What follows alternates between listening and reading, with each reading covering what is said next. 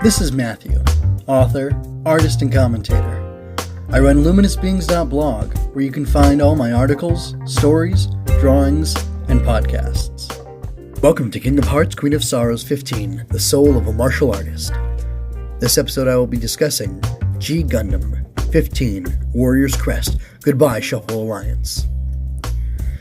The alternate title for the episode, which hopefully when we get to the themes you'll understand and will make a lot of sense, is The Noble Intentions of the Shuffle Alliance. Here's the synopsis. Domon pours his souls into his fists to reach Master Asia and break the Dark Gundam's hold over him. Location, we are still in Tokyo. Tokyo Tower features heavily in the episode, and there's a really great image of Domon there approaching the tower as Master Asia has called him out to fight him there. Our combatants this episode are, I guess, the big five, so that's Master Asia and Domon's friends, and they have a tough fight. They attack Domon. There's some really crazy stuff that happens in the fight. The featured Gundam, I would say really this time that the Shuffle Alliance is taking up the bulk of the narrative space in the show, and that their Gundam get featured more because of that. They do some cool combo attacks, reminds me a lot of Super Sentai posing, and then they do this great thing because it isn't just about this this generation of Shuffle Alliance. It's also about the next generation of the Shuffle Alliance. I have in the featured Gundam section the Gundam, Dragon Gundam and Bolt Gundam, Rose Gundam, and Gundam Maxter, because these guys become the new Shuffle Alliance members. So, unfortunately, Rain didn't get any gadgets to use in this episode, and her actual role was really diminished, so I wouldn't say there's a Rain Shine section this episode, because she didn't get the chance, which is too bad. Now, I kind of debated back and forth what I should put as the Domon Burns section. There's the very end where he goes into the super mode, which is fine and dandy, and I will talk about that briefly.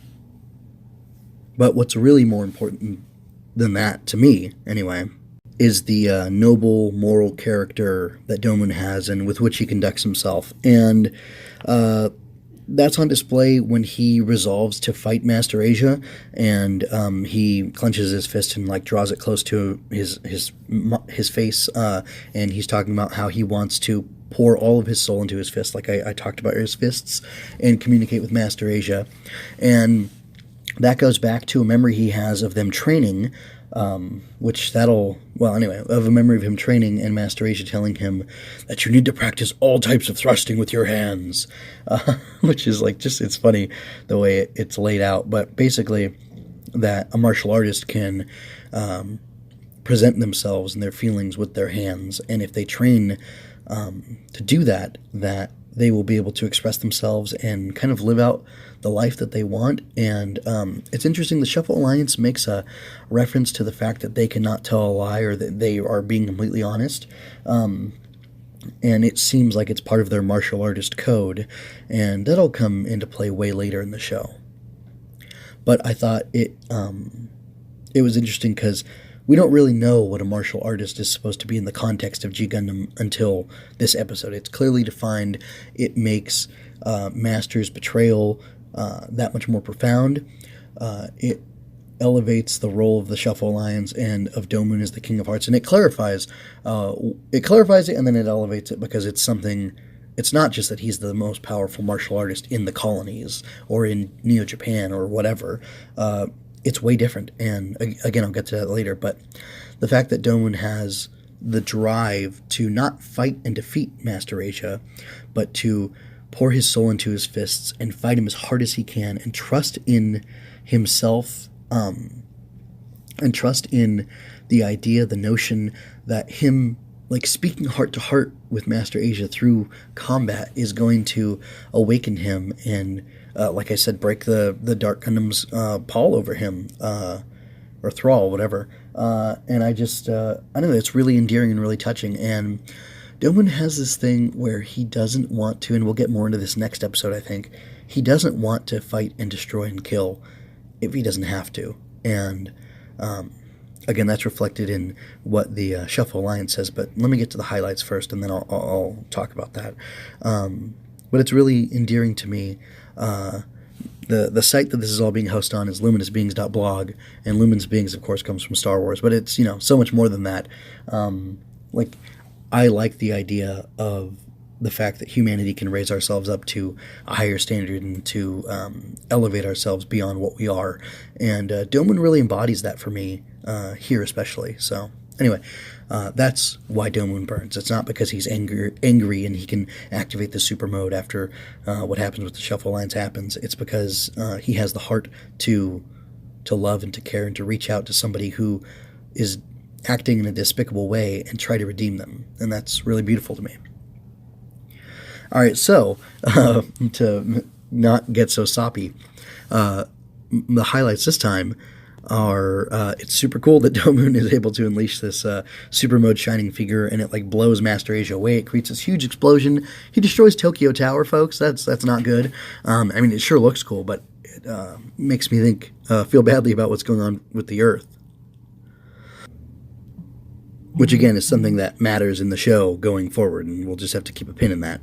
And then there's this awesome little scene, vignette, I guess, maybe, of Shining Gundam walking out of the flames, and he's got all this white, bright light behind him, and it's super high contrast, and there's flames in front of him and stuff. It's super cool. It looks great.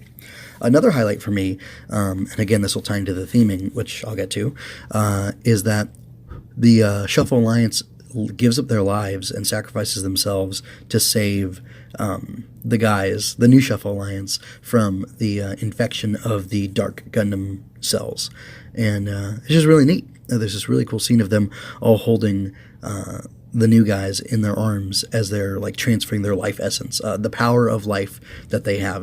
They talk about that they have this power of life, and yeah, I really like that. It looks super cool, and the whole scene is really neat, and it's really nice. Going into the lore, the Shuffle Alliance has existed for, I guess, as long as human society has existed, and what they do is they are martial artists who are experts in war, which is interesting because I was kind of wondering why Master Asia was leading the military in this Japan arc earlier, and why he had all these tactical sayings, and he gets more tactical later on, but it's because this, and I don't know if they supernaturally have tactical heightened tactical abilities or what, because there's something supernatural about the Shuffle Alliance, but anyway, these people do possess great tactical abilities and great warrior abilities. Their ability to kill and to fight and destroy is, I think, unparalleled, probably. And look at Master Asia running around destroying Gundams outside of his Gundam. I think that's a sign of just how amazingly powerful these people are. And then you get him in a mobile suit, or in a Gundam, because apparently there's a distinction in the show. A mobile suit is like a defense thing, like the Dark Army ones, or the ones that they were using against the Dark Army, versus a Gundam is like a certain power level of Gundam, I guess, or a mobile suit, whatever. So that's the lore. Apparently they have stopped the world from going too far in all its wars throughout time, and from destroying itself, or humanity from destroying all life on Earth, which is good. It's nice to know that they're there. And at first I was kind of bugged with them, because I was thinking, especially because the end of the show makes it seem like the Gundam fight was a huge mistake and it shouldn't have been done. But then again, it says, we'll see you next year. Spoilers. I was thinking that they're pro-war and pro this Cold War, but really they're not. They're happy that they and the past Shuffle Alliance members have been able to shepherd humanity to a place where they are now engaging in war through this war game every 4 years, and that it's way more peaceful and there's way less loss of human life. Now, they don't talk about the Earth, but of course that's something we'll get to later. But if you think about it in the context of history, of how horrible wars were, how many people died, even though I'm super against the war on terror, so few Americans have died in it, that's good, and many natives, indigenous peoples in Afghanistan and everywhere else have died innocents.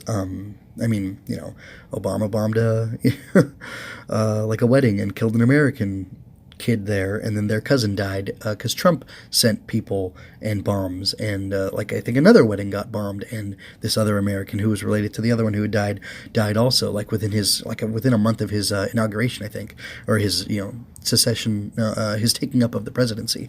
So like nobody's innocent here, but like the Shuffle Alliance operates in a world, like our own. It's rooted in our own, where the history of humanity has been all this violence and bloodshed, and they're like, I would think each generation is like trying to elevate humanity a little bit more to pull them away from these destructive heights, and that they're happy with the Gundam fight because it reduces war even more, and that's a good thing. I mean, you still have bandits and thugs and people like being warlords and stuff on Earth, kind of like with the mafia and things like that. But that's a level of corruption that it's not good. But like if you wanted to make real peace, you could just kill everybody, and that would work to make real peace. Or at least an absence of disharmony. But that's not what real peace is. Real peace is like elevating people and bringing them to a higher standard, and making them want to be at that higher standard. And anyway, so sorry about the tangent, but it's interesting. Like they like the Gundam fight because it elevates war and it diminishes it even more. And they do talk about killing Master Asia as a last resort because of what he's done and how he's betrayed the Shuffle Alliance. But their core ethic is, as martial artists, they do not want war and they don't want fighting, really. Like, they embody the ability to kill, but they have this power of life, and they talk about that. And they actually use that power of life to redeem and save the new members of the Shuffle Alliance, and I will talk about that in a moment. So, getting into the theme of the episode, I went over this again and again and again in my mind.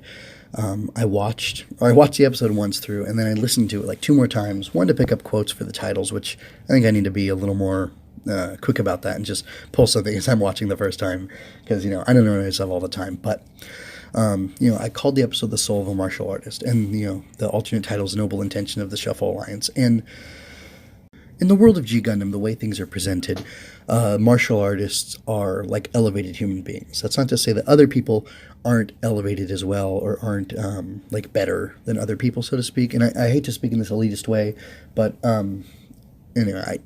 elitism might be good as long as it's not exclusionary. Inclusive elitism is a good thing, and if you want to push back on me about that, I'd love to have a conversation about it. But not right now, but you can hit me up on the G Gundam Twitter, or the KHQS, at KHQS13, King of Hearts, Queen of Sorrows Twitter. So anyway, and we can talk about that, or you can hit the comment section on the website, on luminousbeings.blog. Anyway, or even on YouTube, where this will be posted. So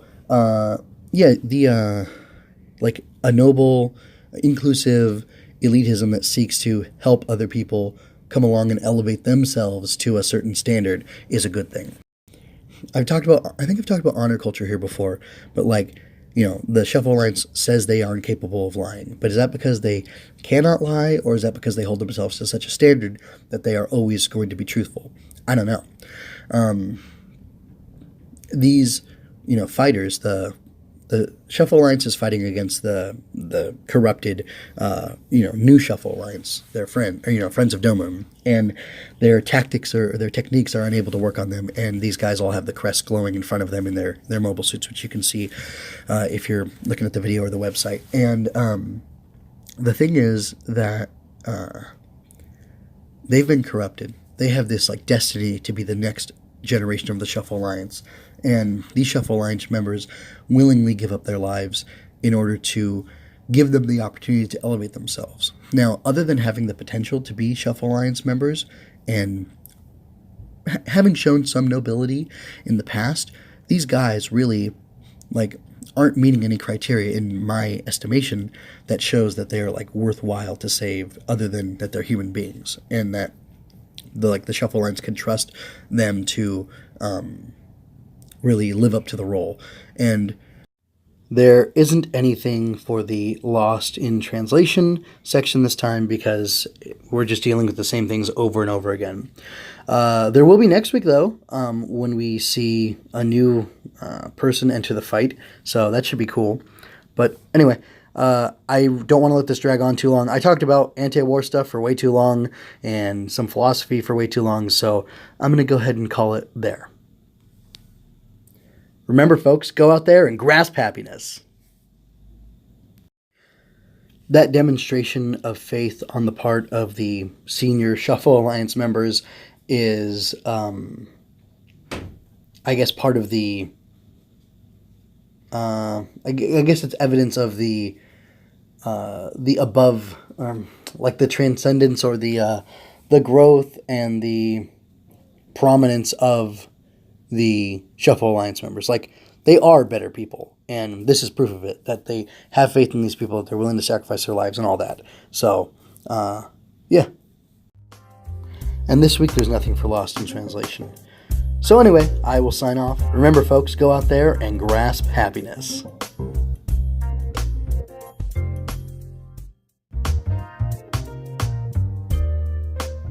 Thank you for your time and attention. I'd love to do more of this. Like, share, and subscribe to cheer me on, or give me feedback to make me stronger and smarter. Visit luminousbeings.blog for more. I link everything I do there, so if you want to comment, that's the place where I'll definitely see it.